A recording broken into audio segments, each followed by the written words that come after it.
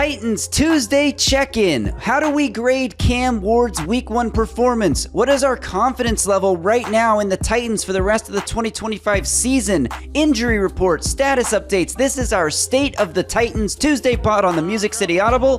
Let's get to it.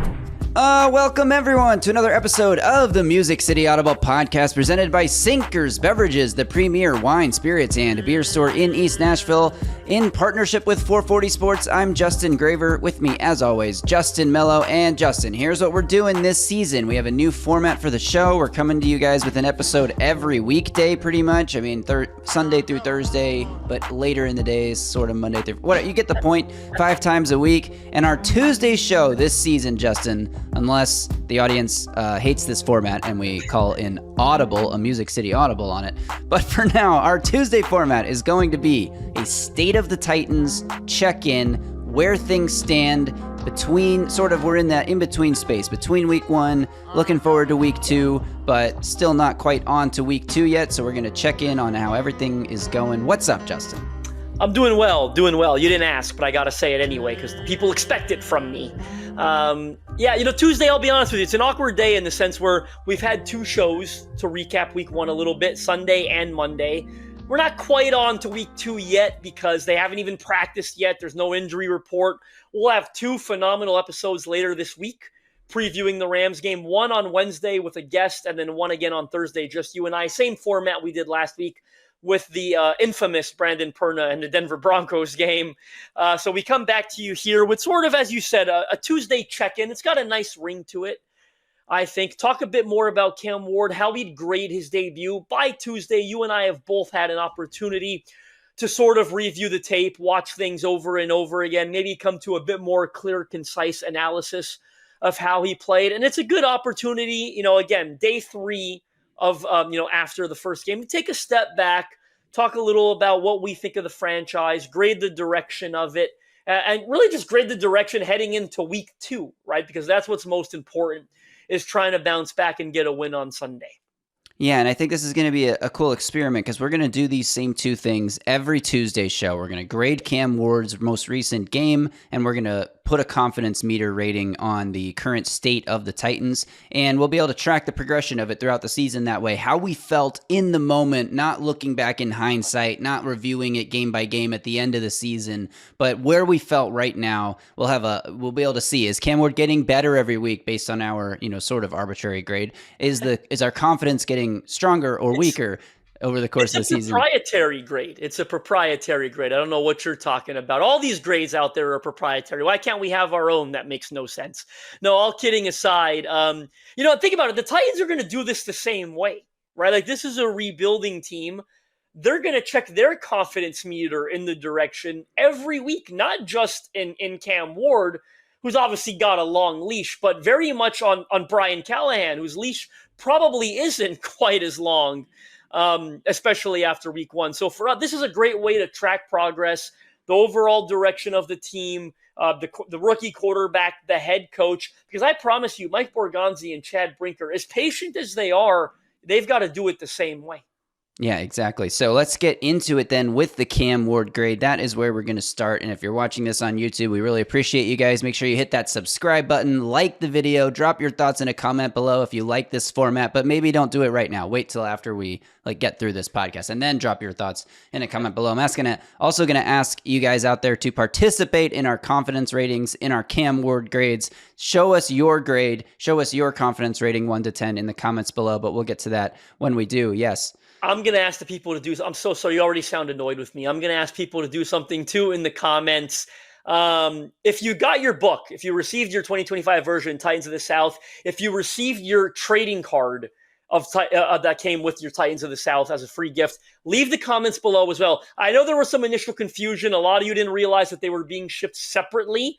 I probably should have made that clearer. My bad. If you got the book and you didn't get the card yet, a lot of you know this already. They're coming separately, but a lot of you already got the card as well. Some of you are going to start getting the card before the book. That's just the way the shipping process is working. But please, if you got either or, you got your book or you got your trading card, leave a comment below. Let me know what you think. The early returns, the early feedback on the cards, more of you have gotten the books than the cards so far, but the early feedback on the card has been unbelievable. It's been exactly what I was expecting when I saw it.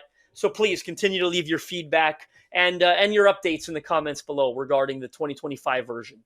So there you go. You guys have a ton of stuff to comment about, which means you have no excuse not to help us out by leaving a comment below. It boosts the algorithm engagement for the show. It pops it into more people's feeds. So we appreciate all you guys out there. Thank you. All right, Justin. Grading Cam Ward's debut here, week 1. And just so you guys know out there, we are going to be a bit harsh with these grades. We're not grading Cam Ward on how did he look for a rookie in his first NFL start. We're grading Cam Ward against the rest of the NFL, against the Josh Allens and the Lamar Jacksons, all the way down to who was the worst quarterback of week 1? Was it Tua? That's kind of surprising. Anyway, so we're going to do that because, Justin, we want there to be room for him to continue getting better. Like, he obviously hasn't reached his ceiling yet. And if he comes out, in like a week 9 game and has like a 28 of 30 performance for 320 yards and 6 touchdowns. Now, to be clear, I'm not expecting anything like that at any point this season. But if something like that happens, we got to have room to be like, okay, that's an A+.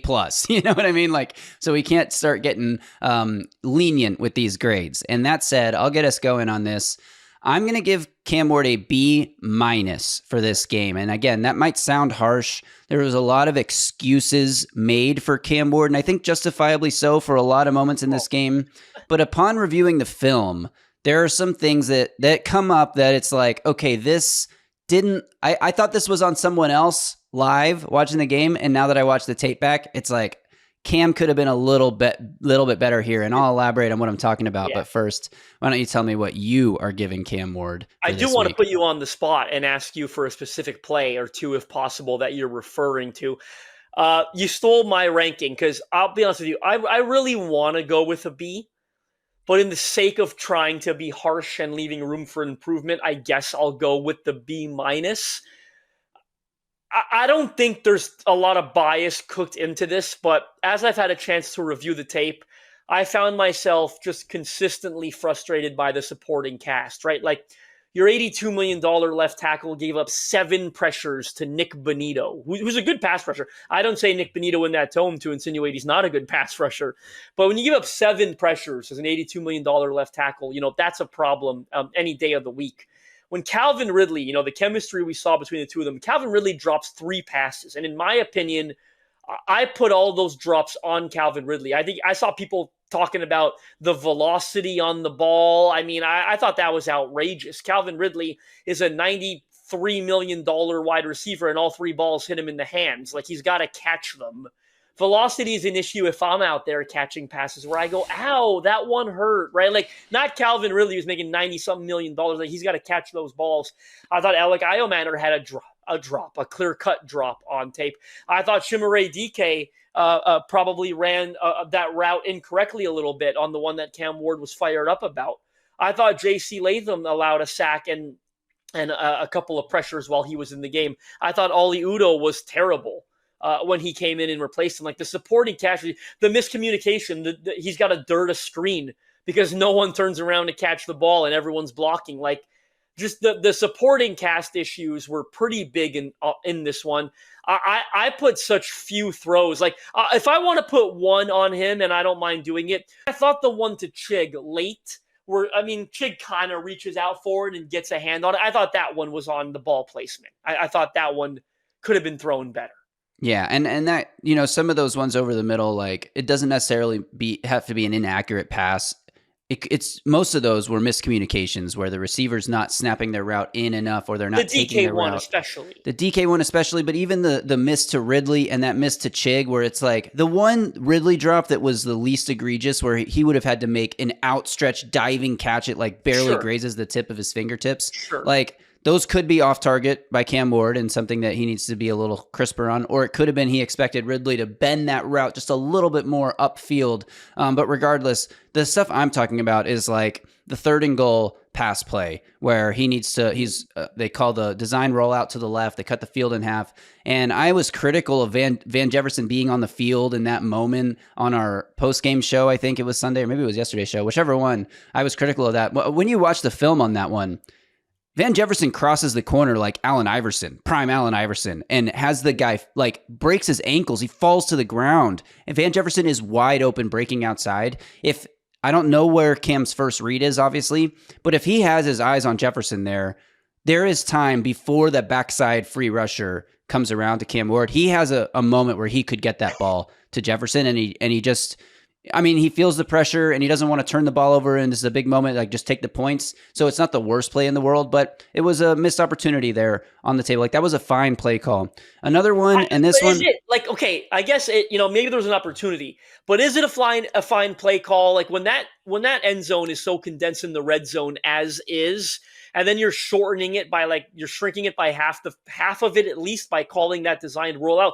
to the short side. Remember, we were critical in the live. Like, you're shortening it you're designing that to the short side of the field. Like, I didn't really like that play. I'm not saying there wasn't an opportunity to get the ball to Van Jefferson, but I don't like that play call by design. I personally don't like half field designed rollout, force field reads. Especially in the red zone. Especially in the red zone, especially when it's third down. I can like be okay with them on second down, especially if it's like 2nd and 2 and you just need to pick up a really quick amount of yardage and you're like at midfield. And you've got another opportunity if it doesn't. And you've got another opportunity if the defense has it perfectly covered. Because it's one of those plays where if the defense covers it perfectly, you're screwed. There's no answer. There's no playmaking ability, like chances there. You just chuck it. You chuck it out of bounds and it's 3rd and 2. And that might be true, and that's our opinion and how we feel about that specific type of play design. But the fact of the matter is it worked. Van Jefferson wins the route, and Cam has time to make that pass, and he doesn't do it. So that's one of the reasons I'm taking points down on the grade. I do think, like, the receivers have got to catch the ball. There's no excusing it.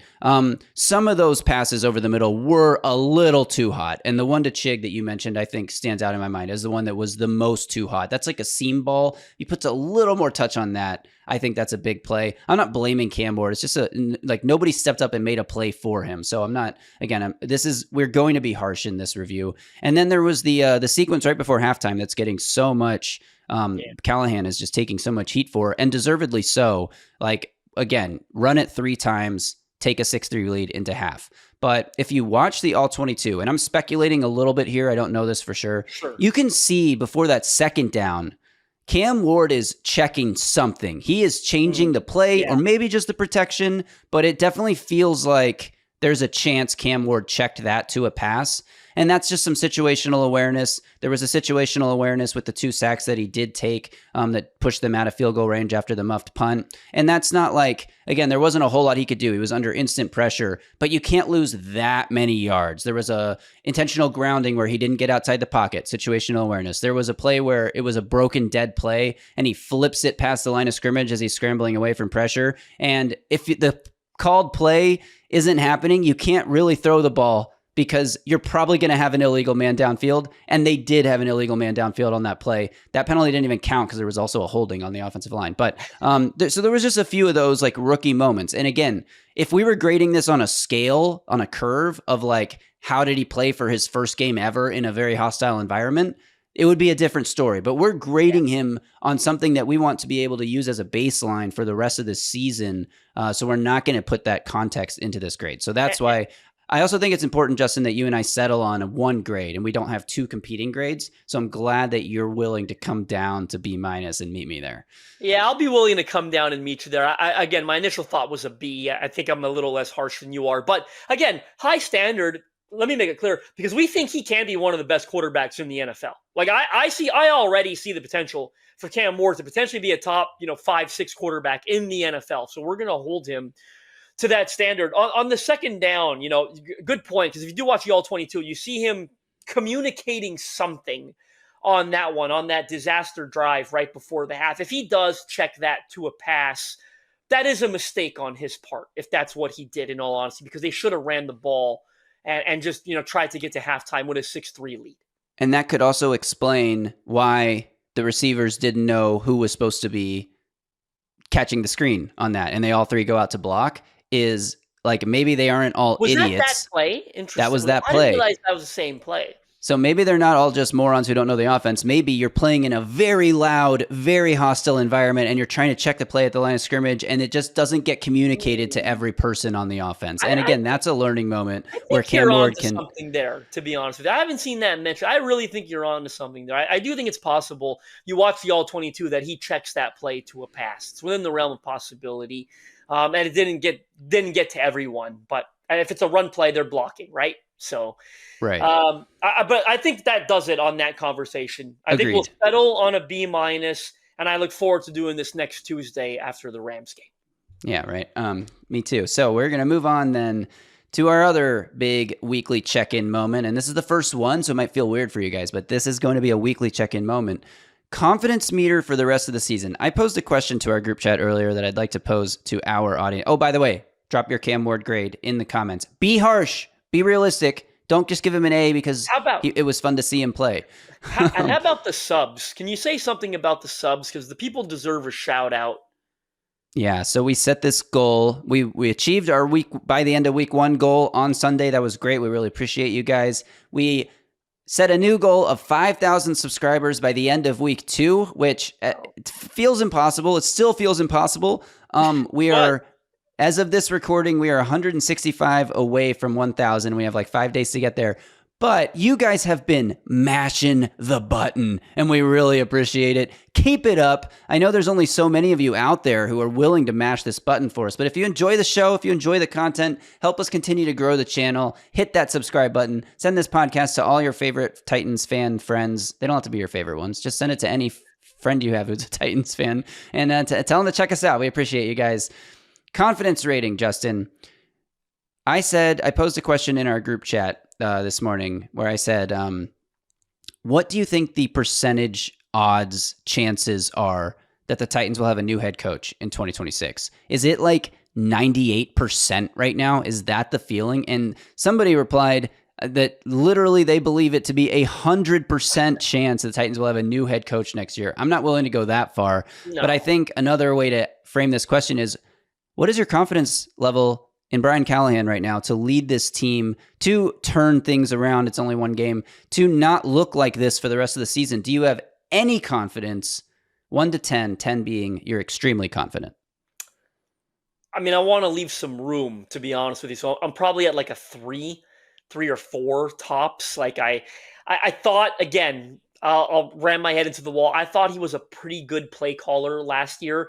I thought week 1 here was the worst play calling game of his head coaching career in Tennessee. It's 18 game sample size, but I still think it was the worst one, which is saying a lot considering they were 3-14 last year. So I've got some hope that that was a bit of an outlier and that he is going to be a better play caller moving forward for the rest of the season. And that'll put the Titans in position. It'll put Cam Ward in position to create more explosives and have more success offensively than they did. Where I bring that confidence level back down, I think, is the undisciplinedness of it, the sloppiness, how unprepared they often look to play. Like, there's just so many questions that I still have about his ability to be a good head coach. Again, not a good play caller, not a good offensive coordinator, but to be a good head coach. I got a lot of questions in that department, and if anything, those questions only got more. They got larger and more concerning after week 1. So for me, he's got a lot of progress to make as a head coach. And he's even got some progress now to make as a play caller, because I felt good about that. And I feel bad about it after week 1. So there's a long way to go for Brian Callahan here for the rest of the season. Yeah, honestly, it's tough right now because we only have this data point to look at. Obviously, we have all of last season, but you come into this season hoping to see improvement in all these areas that we saw probably we saw regression in the first game. Not just a lack of improvement, but a literal downgrade from where they were. Yeah, regression. And that's really disheartening. And we've waited all offseason to see, like, man, this Titans offense, we all talked ourselves into, like, at least in the first half of the season, like, if you put a competent quarterback in here, the Titans are winning some of these games that they blew last year. Well, that wasn't the case in week 1. And there wasn't a ton of super egregious coaching malpractice decisions last season like we saw on Sunday. So I'm willing to give it a 1 week benefit of the doubt. That said, my confidence rating is, what did you say, 3 or 4? I said, yeah. I think I'm probably right there with you, like 3.5. Like, I'm not very confident. I am hopeful, which is different than confident. Agreed. Hope and expectation are 2 completely different things here.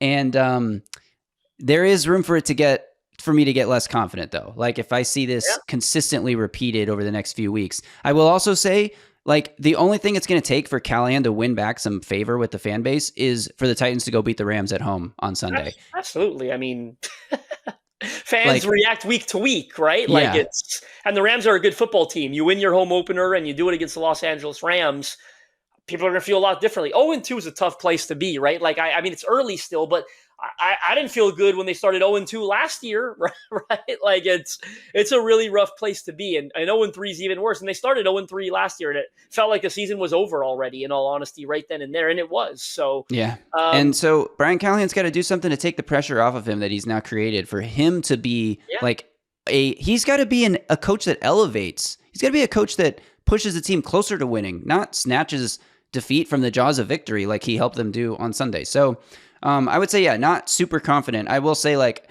there are pieces on this team that I'm very confident in after one game. It's a small sample size, but basically every rookie, I feel like, who got a chance to play on Sunday did something positive at some point in the game. Obviously, Cam Ward played decently well. I mean, there's always nits to pick, but he played decently well. Chimere Dike had that huge return. Elikai Manor had a couple of nice catches. He had a really nice down the field catch that was not challenged because of rules misunderstanding. And Gunnar Helm had, I guess you could say Gunnar Helm probably should have secured that first target, but I think he did too. Yeah, I think the Titans got screwed on that one, and Gunnar especially. But then he catches the next one, very sure-handed target. He made a play there. I don't know. Did Marcus Harris get in the game? I think Kalel Mullings was only out there on special teams. I'm not sure Marcus Harris did play at one point. I think when Jarvis Brownlee missed a snap or two, the only time I noticed him was on a deep attempt where there was separation, but Bo Nix overthrew it. That's the only time I noticed Mark. He probably played like 3 defensive snaps, so not a whole lot to say about Marcus Harris. Yeah, Jackson Slater was not active for the game. So, and Femi Oladejo, by the way, I thought Femi he's raw, and we know he's raw, and he had snaps where he looks raw, but he also has snaps where he was using that speed to power and not necessarily getting pressure, which obviously is the goal. And this is a low bar. I would say there was 2 pressures, but they were the uncovered ones. Yeah, this is a low bar to clear, but he's moving the tackle a little bit. Like, he's putting it together. It's going to be a process. It's going to be slow. But yeah, when he was left as the unblocked man, he came screaming off the edge and did a nice job. Like, when he was the backside control guy on like those bootlegs that the Broncos are going to roll out over and over again. Like, he did a nice job forcing Bo Nix to make a quick decision in those moments and like playing instinctively. You also even saw him like pointing and conducting on that line of scrimmage on that defensive front, like based on, I don't know, film study tells or whatever the hell. He was saying like, we need to slide down a gap. We need to, like, he was getting them lined up in a situation to make a play. So the intelligence showing through there for a rookie in his first NFL game, I thought that was decent. Obviously, he's not like a refined pass rusher yet, and the Titans need someone with some real pass rushing juice. So he's like the biggest wait and see for me on if he's going to live up to that second round draft stock. And then obviously Kevin Winston Jr. didn't play in this game either.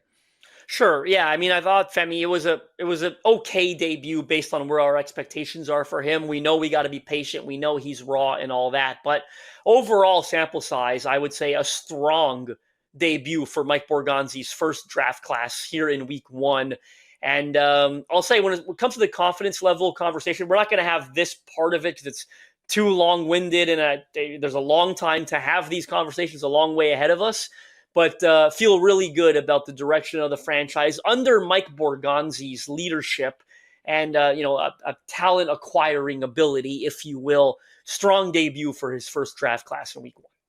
And a decently strong debut for his first free agency class. Obviously, the Dan Moore stuff is disappointing, but I really think they did the best they could for what they were like the options they had this past off season. Like, yes, but he's still got to be better, right? Like, he's got to be better. Dan Moore has to be better, obviously, but like that's not something I'm going to put on Borgonzi as like a failure to address the position, because it's like they had to do something, and he was literally the only option that could come in and start from day one and not be a massive liability. He's still a liability, but not a massive liability. I get what you're saying, but like there are so many ways to attack these things, right? Like maybe they could have signed a pass rusher, and drafted a left tackle at 35 overall, right? Like there are just different scenarios you could, like, they didn't have to take Femi, right? Like there's different ways to build your roster. So, and the Dan Moore contract, $82 million, make no mistake about it. Like I get what you're saying, but if it doesn't work out, it is going to be a blemish on Mike Borgonzi's. It'll be the first blemish on Mike Borgonzi's resume. Yeah, that's fair. That is a fair way to put it. But again, we didn't want them starting another rookie on the offensive line this year, especially not a first round pick, which they were obviously going with Cam Ward. So anyway, that's the confidence meter. And then the last confidence thing I'll talk about, state of the Titans thing I'll talk about here before we wrap up with injuries, is the defense. Like, I'm pretty dang confident. We had this conversation sort of at the end of the pod yesterday. I wouldn't say I'm that confident because, look, Bo Nix didn't look like a good NFL quarterback at all in that week one game. He was off. He was he was late on a lot of throws. He was off target on a lot of throws. He made poor decisions. That both the interceptions were bad decisions and bad throws. The strip sack, he's got to protect the ball in that situation. And so, like, the Titans didn't have, I would say, the stiffest test. That said, the Broncos have a good offensive line. They have decent weapons. Like, there's some, they put up points in multiple spots last season that they weren't doing on Sunday, clearly. And so for that reason, like, my confidence in the Titans defense, which was at probably an all-time low going into the season, is way higher than it was. I'd like to see it again before I really feel confident. But I think the defense is going to be better than maybe we expected coming into the year. And the fact that they don't really have any premier edge rushers and they can still generate that many turnovers like they did on Sunday is a good sign and an indication of how good a job Denard Wilson's doing. I'll be blunt with you. I think I can be impressed with how they performed in week one, but still concerned that it's not sustainable. And that's where I'm at right now. Like, I want to see them against the Rams on Sunday. Sean McVay coach team, Matt Stafford. We'll talk more about this tomorrow and Thursday, but Matt Stafford played well in week one. I watched that game this morning, so I could be ready to talk Rams later this week. But I'm still skeptical. Like, Jeff Simmons had half of their pressures on the defensive line. I don't think that they could rush the quarterback. I think a lot of the turnovers some of them were on Bo Nix. Like the throw to like the one that Roger McCreary picks off, impressive as it is that Roger McCreary went up and got that ball against Cortland Sutton. Like, you watch it again, and I mean, I saw it live. Roger McCreary's like standing there and waiting for the ball. Like, it was such a bad throw. He's just kind of waiting to go up and get it, right? Like, that's even the Xavier Woods pick I thought wasn't a very good throw. Credit, there was a strip sack, right? Jeffrey Simmons had the strip sack on Bo Nix, recovered by Sebastian Joseph. That was probably the best thing they did that you felt wasn't the fault of Bo Nix, right? Like, that they deserve more credit for than Denver's offense deserves blame. So they also gave up a 50-yard run to RJ Harvey on the ground. Yeah. So like, I wasn't very impressed with the defensive performance, but I'm very much in wait and see mode if it's sustainable. I want to see it again. Yeah, I that's kind of what I mean. Like, I'm more confident than I was, but I definitely need to see, like, it become a consistent thing, and that would be great development for the team's ability to win games. The offense, I'm way less confident in, but I feel like they're gonna they got to get it together, or Callahan's gone. It's that simple. They got to get it together. Yeah. They cannot beat themselves. They had so many self-inflicted negative sin. They committed so many sins. Justin, they're going to be atoning for the next 10 years. They committed so many sins on I hope they went Sunday. To confession on Monday, because that's, I think, the only way. Right. All right. Injury updates. What do we have? We know J.C. Latham is dealing with something, and we'll wait to see on Wednesday's injury report what he's dealing with. But is there anyone else we should have our eye out for? I think we just wait till Wednesday, to be honest with you. I mean, J.C. Latham, Brian Callahan, it's a hip. It's a re-aggravation of the hip. We'll see what the practice report looks like. The Rams got some big ones on the O-line too, by the way. We'll talk about Wednesday and Thursday. But Titans need J.C. Latham out there, so hopefully, we'll monitor. I don't think we'll learn a lot on Wednesday, but Thursday and Friday usually more telling. Jarvis Brownlee Jr. appeared to be in a lot of pain, but he came back in that game, didn't miss a whole lot. Are they going to increase L'Jarius Sneed and T'Vondre Sweat's workload at practice this week? It sounds like they will, and do they increase it on Sunday? I mean, they need to. They need those guys out there for as long as they could have them out there scientifically possible. So we'll see, but we'll continue monitoring the report both on the Titans and Rams side on Wednesday and Thursday. Yeah, so let us know what your confidence rating in this direction, the direction of the Titans under Brian Callahan for the remainder of the 2025 season. Scale of 1 to 10. 1, you have 0 confidence. Well, I guess you have 1 confidence. Otherwise, it'd be 0. 10, you have complete confidence. Let us know in the comments below. And drop your grade for Cam Ward's Week 1 debut. Obviously, be harsher than you maybe normally would. And also, drop your comments if you received your Titans of the South book. We appreciate you guys. Thank you so much for tuning in. Remember to hit that like button, hit that subscribe button, push us to our goal of 5,000 subs by the end of week 2, and we'll be back tomorrow. Thanks again to Sinkers Beverages. Until next time, y'all stay safe out there and tighten up.